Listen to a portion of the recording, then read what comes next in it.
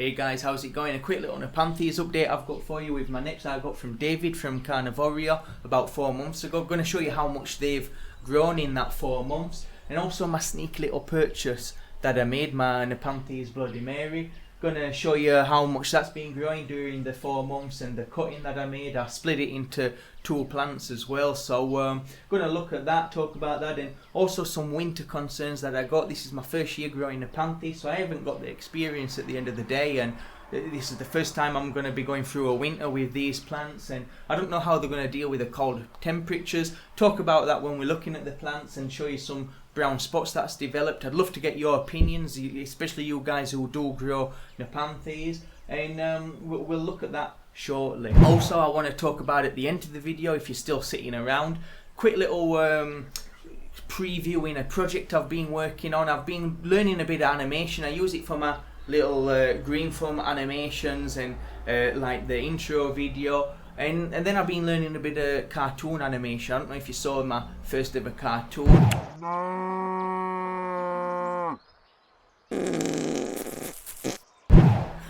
I don't think Disney's going to be employing me anytime soon, but it was my first cartoon. It was really good fun making it, and then it gave me the idea, why not have something a bit regular, but I'm going to put more effort into it obviously, and maybe have a running cartoon. And I thought it'd be a great way to involve you guys as the community, that you guys can send me plant related jokes or carnivorous plant related jokes. Make them up if you can, you know, that'd be even cooler. And the ones I use in the video, I can send you like a rubbish little prize, like a packet of chili seeds. And basically the idea is a couple of carnivorous plants on a ledge, hence the name On the Ledge.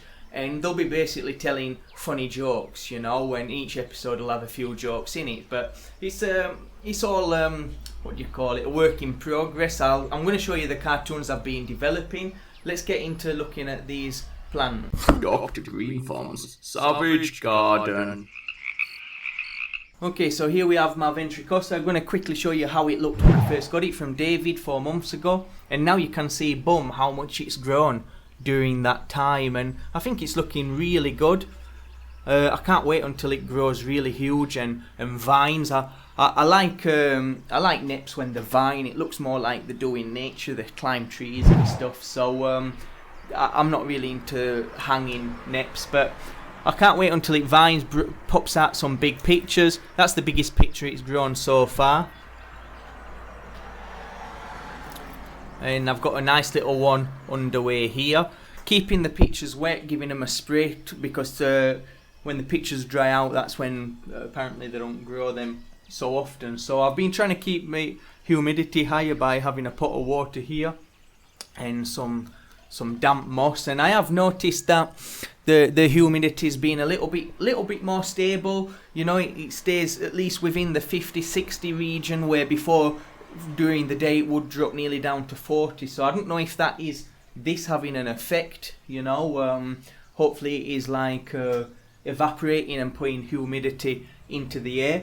But my idea is to buy a little mister. I've seen one in the garden centre with 3 ceramic discs. I can build like a little unit with a PC fan, and it can pump out some mist across this shelf. That is the plan. Don't know when I'm going to get around to doing that. I need 50 quid to be able to buy the mister at the minute, and I'm saving up for a macro lens, so priorities, you know. So that's me Ventricosa, doing really nice, I think so anyway. And here's my Veitchii con platychila, and that's equally, I think it's doing great. Have a look at what it looked like when I first got it only 4 months ago, and it's popping out some lovely sized pictures. Look, we've got a nice new one growing here. Nice little picture that's been out for about just over a month now, and some older pictures here that they always end up after a month or so. They tend to dry up from the top, but I suppose that's because I ain't got a greenhouse at the end of the day, and it's hard to control the humidity. So yeah, that's my Veitchii. Really love this plant. I can't wait until it grows huge. The traps just look phenomenal when it's big, and I'll show you quickly of a mature Veitchii platychila.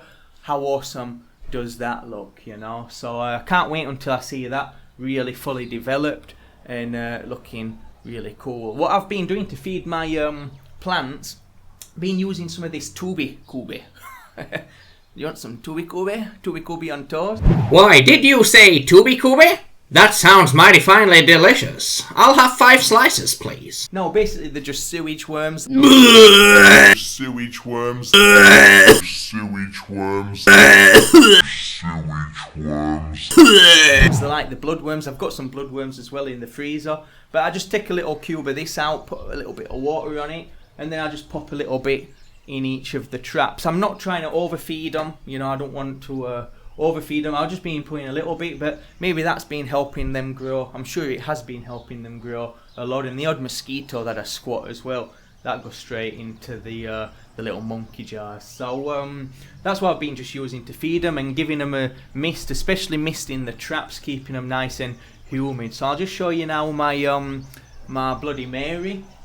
Show you these little weird brown spots. You guys tell me if it's something I should be concerned about. This is one of my Bloody Marys here that it was one plant and I've split it, so this has grown a lot during that time, and I think it's looking pretty good. Got an old trap here. You can you see some of the worms I've put in there. Don't try and overfeed them, you know. Got a load in here as well, some of the traps.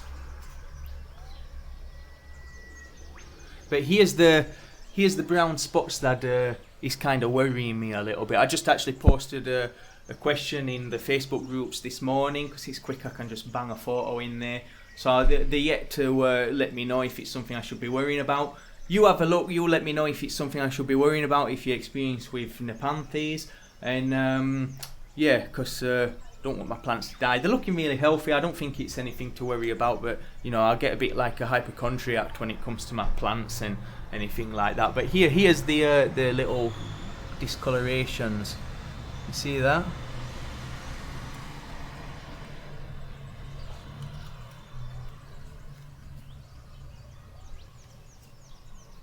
You can see a little bit on that leaf as well. It's mainly on the older leaf, so I don't know if it's just the natural, like, that the leaves are dying, but I don't know if it could be maybe I gave them a squirt with some fungicide, but the fungicide's never damaged them before, so I don't know what it could be. I ain't got a clue. Like I said before, I lack that experience. At the minute, I've had basically neps for 4 months up to now. So here's my cool little cutting that I made. I don't know if you saw the Nepenthes cutting video. Super easy to cut Nepenthes. Basically, we're just a bit of this right there, snapped off. Didn't have much stem at all. I know they say you should have like so many stem nodules or whatever, but I just popped it in a glass of water. What did I have to lose? 3 weeks later, it had like roots all over the place, and this is doing really well.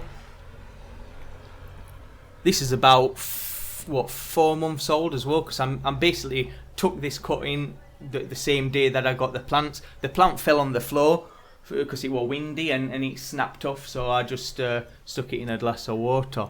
But yeah, it's looking lovely, really nice. The leaves are nice and shiny.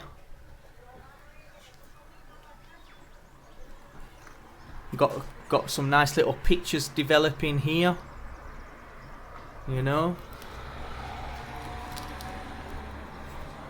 Very rewarding, I think, when you can so easily make cuttings and see the plants growing. Really enjoyable. And here's my other one, the main plant where I took this cutting. You can see where it broke off right there, look. You see that there where my finger, end of my finger? So basically that's how much it's grown since when I first got it, and it's poked up a lot of little, I don't know what you call that, but you know. But here we can see some of them brown spots again there. You see that? And you've got a bit on the edge of the leaf there, look. And here as well, this leaf's got quite a bit of these like weird brown freckle. I ain't got a clue of this. I'm going to cut this off here, this whole trap. That trap's well gone. But I thought, you know, I was going to cut it off today, and I thought I'm not going to do it. What I'm going to do is lend a microscope off of someone, and I thought it'd be really cool to cut a couple of old traps off from the plant, and then analyse what's in that liquid, man, with a microscope. Because I imagine that the liquid's full of all sorts of organisms. It must have its own little weird little ecosystem inside these traps. So I thought it'd be quite cool to try and get some footage of looking at the liquid in a microscope and see what we can find. So I'm going to leave that on for now, try and get a microscope for next week, and then dissect the picture and have a look what's inside, you know. So that's it for the Nepenthes update. I want to show you now these characters I've been working on. Love to get your input. We'll talk about that right in a second. So I've been playing around with Adobe After Effects, learning a bit of animation. You saw probably the silly video of the cow getting eaten. Took like a couple of days to do that with the voices and making the characters with a annoying little mouse. And it gave me a taste. I thought it would be a really cool idea to have a running series, something I can involve you guys as the audience with. And basically it would be a couple of carnivorous plants, as I mentioned before, sitting on a windowsill telling carnivorous plant related jokes. So I made the first drawing in Sketchbook. I nearly finished the whole project really in Sketchbook, and then I needed more than 3 layers, so I bought Sketchbook for €5, and then realised that after I'd finished all the work, it only exports like 75 dpi to Photoshop, which was super disappointing because the character looks alright if I were going to just keep it small like that, but as soon as I decide to zoom in, you know, it looks rubbish, so I can't do any good close headshots, and that's what you want to be playing around with when you're doing it. So I finished one of the cartoons there, and basically I had to download Adobe Draw, which is like Illustrator app, and it does everything vector based. So I downloaded that and basically had to redraw everything out again, which was a major pain in the butt. You know, I had the other character here drawn out. I ain't got any names for these guys yet, you know. This is like 2 guys basically like sharing an apartment, you know, they're sharing a pot. You got the goofy long one there, you know, you can see he's got his head a bit forward, and maybe he could be a little intelligent, smart one, you know. So it's all in development. I haven't finished drawing that one. I've nearly finished the first one in Adobe Draw. We'll take you to there right now. And there he is, you know, but you see the difference. Watch, I can zoom right into the pupil if I want, you know, like if I just want to do like a shot like this, look. Shing, shing. Shing. Well, you get what I'm talking about, don't you? So it's good fun. Got a lot of work to do with it yet. I want to give it really the time that I want to be proud of this cartoon, you know, and not like the other one. I think by January, maybe late December, I should have finished the first episode. Still got the characters to finish off. The main 2 characters, that's going to be probably in the first 5 or so episodes. I've got music voices to sort out. I've got the intro title. And I don't know if I'm going to do all the voices. I don't think so. I've got a friend in England who's got a croaky old woman's voice.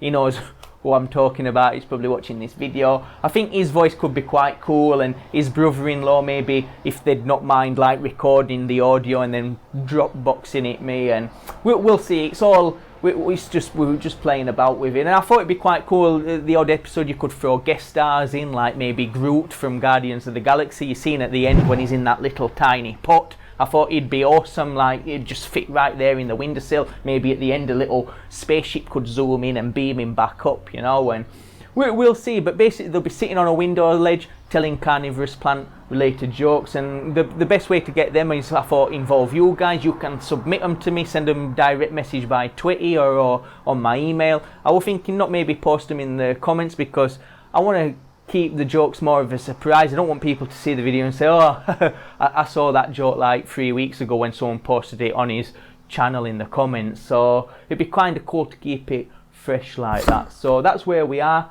at the minute.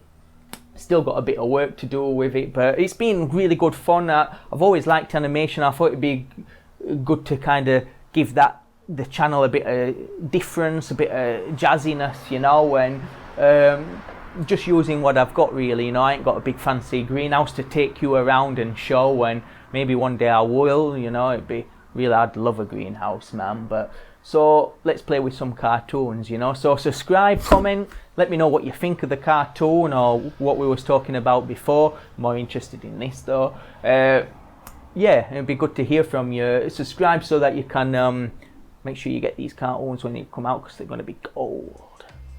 Gold stuff, man. Gold stuff. Alright, see you later.